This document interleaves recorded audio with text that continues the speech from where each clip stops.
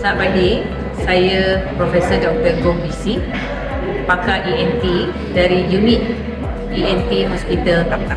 Pagi ni kita akan melakukan satu prosedur dengan menggunakan satu alat yang kita kata robotic arm. Kenapa kita panggil robotic arm? Kita boleh lihat gerakan dia yang begitu senang. Untuk prosedur hari ini, kita akan lakukan pada seorang pesakit kanak-kanak berusia 11 tahun. Prosedur ini melibatkan ruang dalam mulut ke dalam bahagian larynx, bahagian larynx. Kita boleh lihat dia sangat fleksibel dan ada tempat yang kita boleh letak endoskop. Sebab semasa melakukan prosedur tersebut, saya memerlukan two free hands. Biasanya seorang doktor atau pakar lagi untuk memegang skop tersebut. Dengan adanya robotic arm ni, dia jadi third hand. Maksudnya saya boleh meletakkan alat ni terus dengan endoskop dan dia stabil. Salah satu kepentingan dia ialah dia sangat stabil, image tak akan bergerak semasa prosedur dilakukan. Lagi satu, kita boleh lihat dia ruang yang kita perlukan. Actually saya boleh bawa ke depan di mana tempat ruang tu hanya tempat yang kecil saja diperlukan. Untuk pesakit kanak-kanak hari ini merupakan kanak-kanak pertama yang di Malaysia menggunakan robotic arm untuk prosedur skop di bahagian larynx. Alat robotic arm ni dibawa ke Malaysia pada awal tahun ni lah. Sebelum ni dia lebih digunakan di kalangan pesakit dewasa dan juga untuk bahagian telinga dan di hidung. Hari ini merupakan kes pertama lah menggunakan robotic arm pada kalangan kanak-kanak di UKM, di Hospital Taptap dan juga di Malaysia. So now kalau kita nampak, kita tak payah ada doktor lah. So kita hanya guna the robot untuk pergerakan ni. Kalau tak, you perlu another doktor atau pakar di sebelah saya lah. So kita boleh nampak ruang tu pun sempit So dengan adanya robotic arm tu, kita ada tempat lah dan ruang yang lebih besar.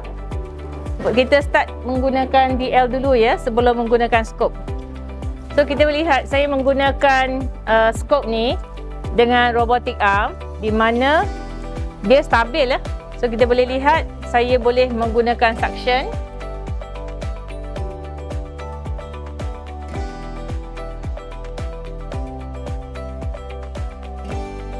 So kita boleh lihat saya boleh menggunakan dua tangan dan skop ni stabil, dia tak akan gerak.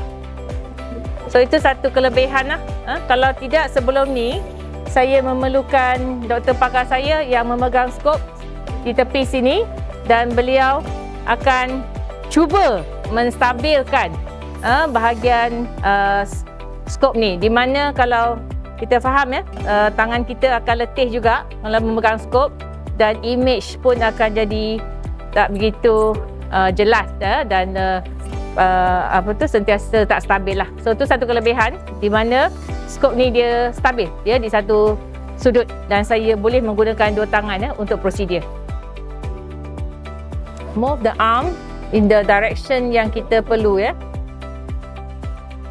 Kita boleh lihat dekat image di mana gauze kita letak dalam larynx tu. Dan saya mempunyai view dari endoskop. Hari ini kita telah berjaya menggunakan robotic arm untuk membantu satu prosedur yang saya lakukan pada seorang kanak-kanak umur 11 tahun. Jadi prosedur tersebut kita kata direct laryngoscopy, di mana saya memerlukan two hands, dua tangan untuk suction dan juga instrumen untuk prosedur cauterization tersebut, di mana saya juga memerlukan satu endoskop supaya saya boleh lihat bahagian prosedur. Semua ni merupakan satu positif ataupun benefit lah. Biasanya kita panggil doktor yang assist kita, doktor robot pegang endoskop. Tapi hari ini saya memang ada satu robotic arm yang membantu memegang endoskop supaya prosedur tersebut dapat dijalankan dengan lebih lancar dan sempurna. Terima kasih.